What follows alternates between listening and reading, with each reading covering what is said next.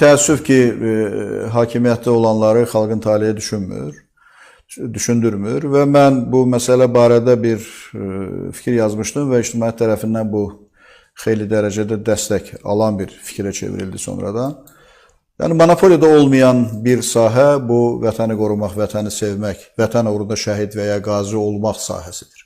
Yəni, bu sahədə hakimiyyət yoxdur. Bu sahə xalqa məxsusdur. Xalqın ən yoxsul təbəqəsinə məxsusdur. Xalqın ən vətənpərvər təbəqəsinə məxsusdur. 800 min Yeni Azərbaycan Partiyasının üzvü var. Mən dəfələrlə sual vermişəm ki, Yeni Azərbaycan Partiyası üzvlərindən şəhid olan varmı?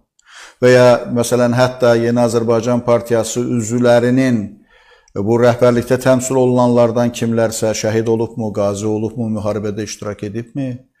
Heç o Yeni Azərbaycan Partiyasının kənd özəklərinin, rəhbərlərinin uşaqları bu müharibədə iştirak ediblərmi? Sual vermişəm. Məsələn, Müsaad Partiyasının 800 min üzvü yoxdur. Amma Müsaad Partiyasının şəhidləri də var. Müsaad Partiyasının üzvü olanların övladlarının da şəhidləri var. Müsaad Partiyasının elə başqa müavini Fərəc Kərimli müharibədə birinci gündən sonuncu günədək iştirak etdi. Elə İlqar Babayev zabit kimi Şirvan şəhərindən müharibənin birinci günündən sonuncu günə kimi iştirak etdi. Müsaad Partiyası üzvlərinin övladları bu müharibədə çox fəal iştirak ediblər. Cavidan adlı bir gəncimiz var, o müharibədə birinci gündən sonuncu günədək iştirak etdi və s.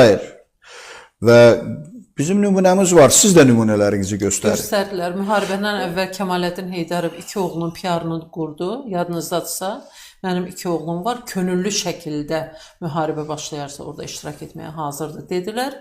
Və bilmirəm, bəlkə mənim gözümdən yayınıb da siz onlardan bir xəbər eşitdiniz mi? Mən tez-tez sual verirəm. Bu suallara cavab yoxdur. Yəni, demək istəyirəm ki, bu məsələlərdə açıq aydın görünən odur ki, Azərbaycan hakimiyyəti belə düşünür.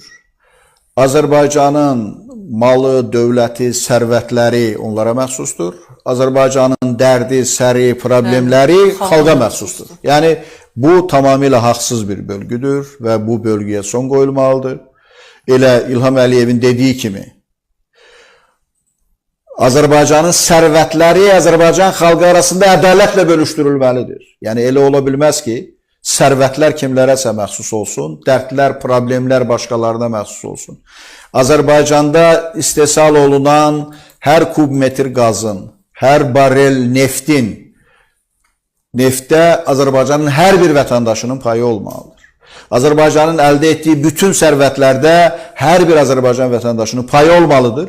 Eyni zamanda Azərbaycan uğrunda müharibə aparmaq lazım gəlsə, döyüşmək lazım gəlsə, şəhid olmaq lazım gəlsə, qazi olmaq lazım gəlsə, bu da Azərbaycanın hər vətəndaşına